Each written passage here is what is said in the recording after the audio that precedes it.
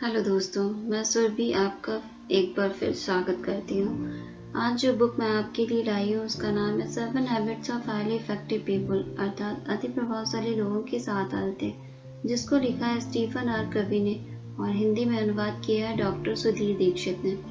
यह बुक बहुत ही प्रेरणादायक और सशक्त है।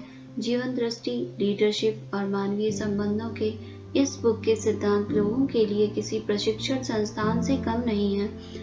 तो आइए सबसे पहले हम पैराडाइम के बारे में समझते हैं। पैराडाइम इस शब्द का प्रयोग आमतौर पर प्रतिमान, सिद्धांत, अनुभूति, मान्यता या दृष्टिकोण के क्षेत्र में किया जाता है।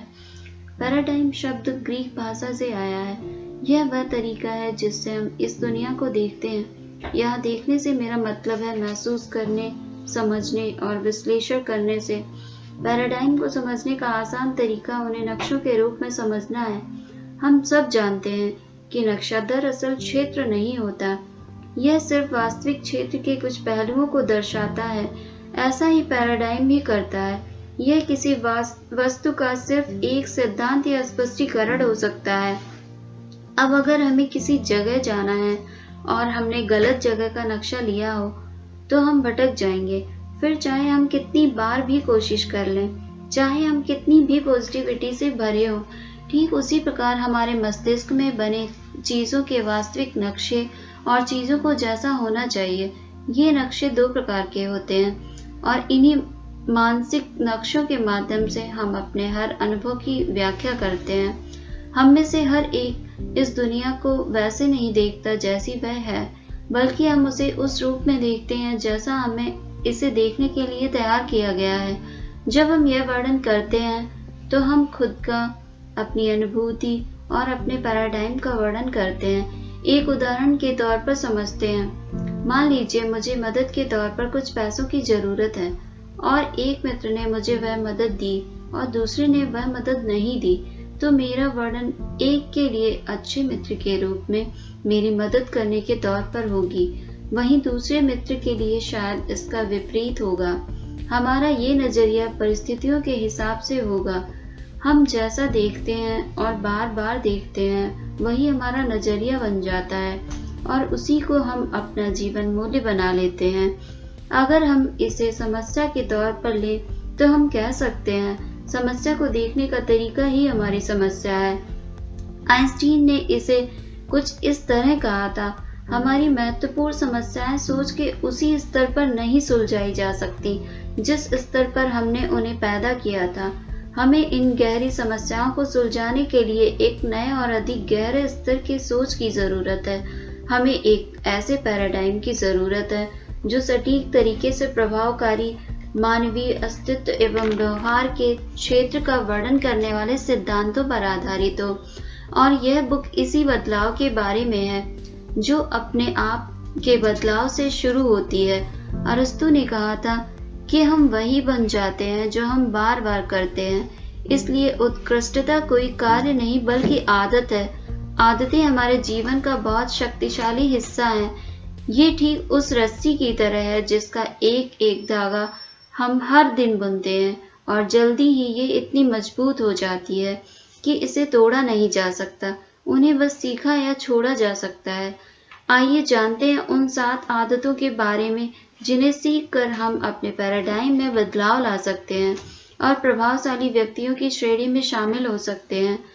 पहली आदत है प्रोएक्टिव बने। एक प्रोएक्टिव व्यक्ति की भाषा कुछ इस तरह होती है। एक प्रोएक्टिव पर्सन अपने जीवन की और जीवन में होने वाली प्रत्येक घटना और परिणाम की जिम्मेदारी स्वयं लेता है। वह कभी किसी पर भी दोषारोपण नहीं करता। वह बाहर की दुनिया से प्रभावित हुए बिना अपने निर्णय खुद लेता है और किसी भी परिस्थिति का सामना करने के लिए तैयार रहता है। दूसरी आदत, अंत को ध्यान में रखकर काम शुरू करें। इसका मतलब यह है कि मंजिल को अच्छी तरह समझकर यात्रा शुरू करें। आप वर्तमान में कहाँ हैं और आपको कहाँ पहुँचना है, इससे आपके कदम मंजिल की ओर ही बढ़ेंगे। तीसरी आदत है पहली चीजें पहले रखें। यह आदत हमें चीजों और काम को प्राथमिकता के हिसाब से करना सिखाती है। सबसे महत्वपूर्ण काम पहले करें और गैर जरूरी काम सबसे अंत में। चौथी आदत है विन विन सिचुएशन मतलब जीत और जीत की स्थिति। यह एक ऐसी स्थिति है जो समस्त मानवीय व्यवहार में पारस्परिक लाभ की और संतुष्टिदायक है। यह हमें सिखाती है कि आप और आपके सहयोगी दोनों का लाभ होना चाहिए।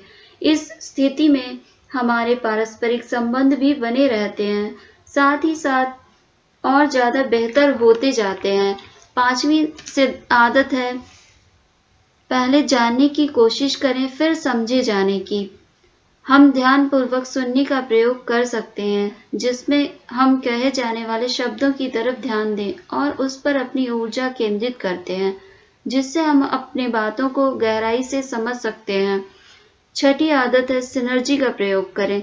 जिस तरह दो पौधों को नजदीक लगा देने पर धीरे धीरे उनकी जड़ें आपस में मिल जाती हैं और मिट्टी की गुणवत्ता को सुधार देती हैं, ताकि दोनों पौधे उससे बेहतर ढंग से बढ़ सकें जितना वे अलग अलग बढ़ सकते थे।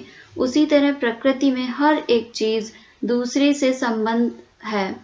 हमारी भाषा में हम इसे टीम वर्क या एकता या रचनात्मकता जैसे शब्दों में कहते हैं। हमें सिनर्जी का प्रयोग सकारात्मक और रचनात्मक तरीके से करना चाहिए। इससे हम हमारे कार्य एक बेहतर ऊर्जा के साथ कर सकते हैं। 7वीं आदत जो हमें सिखाती है वह है आरी की धार तेज करें। इसका मतलब है स्वयं को विकसित करते रहना।